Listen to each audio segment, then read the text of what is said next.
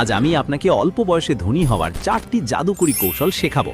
তবে সাবধান, ভিডিওর শেষে আমি এমন একটা গোপন রহস্য বা সিক্রেট রিভিল করব যেটা ছাড়াই 4টি কৌশল জানলেও আপনি সারা জীবন ওই টানাটানির মধ্যেই থাকবেন। তাই চোখের পলক না ফেলে শেষ পর্যন্ত দেখতে থাকুন। প্রথম জাদুকরি কৌশল হলো হাই ইনকাম স্কিল শেখা। দেখুন বস, এখন আর সেই যুগ নেই যে বিএ পাশ করলেই সরকারি চাকরি আপনার দরজায় কড়া নাড়বে। এখন যুগ হলো স্কিলের। আপনার ডিগ্রির সার্টিফিকেটে ধুলো জমবে, কিন্তু আপনার স্কিল আপনাকে টাকা এনে দেবে। হাতে তো স্মার্টফোন আছে, কিন্তু সেটা দিয়ে কি করেন? শুধু রিলস দেখে সময় নষ্ট। অথচ এই ফোনেই ইউটিউব দেখে মানুষ কোডিং শেখে, গুগলে চাকরি পাচ্ছে।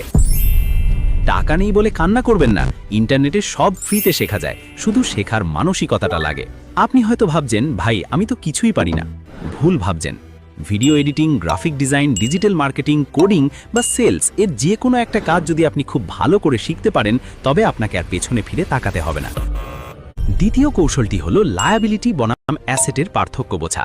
সোজা বাংলায় বললে, যে জিনিস আপনার পকেট থেকে টাকা বের করে নেয় সেটা হলো লায়াবিলিটি, আর যে জিনিস আপনার পকেটে টাকা ঢোকায় সেটা হলো অ্যাসেট। আপনি যে বাইকটা ইএমআইতে কিনেছেন, সেটা কি আপনাকে মাস শেষে টাকা দিচ্ছে? না, বরং তেল খরচ, মেনটেনেন্স আর ইএমআই বাবদ আপনার পকেট খালি করছে। এটা একটা লায়াবিলিটি। মনে রাখবেন, বড়লোক হওয়ার ভান করা আর সত্যি বড়লোক হওয়া দুটো সম্পূর্ণ আলাদা জিনিস। পকেটের শেষ টাকা দিয়ে ব্র্যান্ডের ঘড়ি না কিনে সেই সময় নিজেকে ডেভেলপ করুন।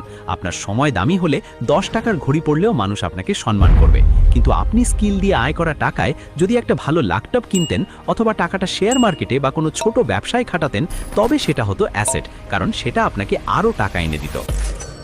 এখন একটা সিরিয়াস প্রশ্ন করি আপনাদের। আচ্ছা, যদি এই মুহূর্তে আপনাকে 10 লাখ টাকা দেওয়া হয়, আপনি সবার আগে কি করবেন? 1, একটা চকচকে স্পোর্টস বাইক কিনবেন, নাকি 2, টাকাটা দিয়ে কোনো বিজনেস শুরু করবেন? কমেন্ট করে জানান তো দেখি কার মগজে কি চলে। তৃতীয় কৌশল হলো টাকার গাছ লাগানো বা ইনভেস্টমেন্ট। না বস, কোনো ম্যাজিক না, আমি কম্পাউন্ডিং এর কথা বলছি।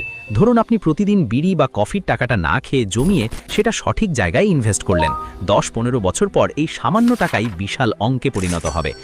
ব্যাংকে টাকা জমানো মানে উই পোকাকে খেতে দেওয়া, কারণ মুদ্রাস্ফীতি বা ইনফ্লেশন আপনার টাকার মান কমিয়ে দিচ্ছে। আজকের 100 টাকা 5 বছর পর 60 টাকার সমান হয়ে যাবে। তাই টাকাকে অলস বসিয়ে রাখা মানে নিজের পায়ে কুড়াল মারা। চতুর্থ এবং অন্যতম গুরুত্বপূর্ণ কৌশল হলো সঙ্গ দোষে লোহা ভাসে, আবার সোনাও ডোবে।